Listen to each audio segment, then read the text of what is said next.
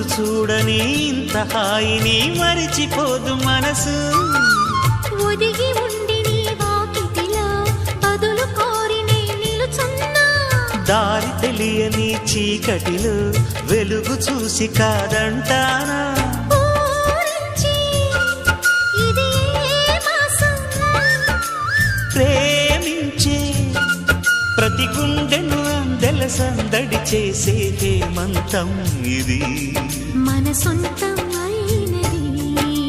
కిలకిల నవ్వే కోయిల కోసం వచ్చింది మధుమాసం. మిలమిల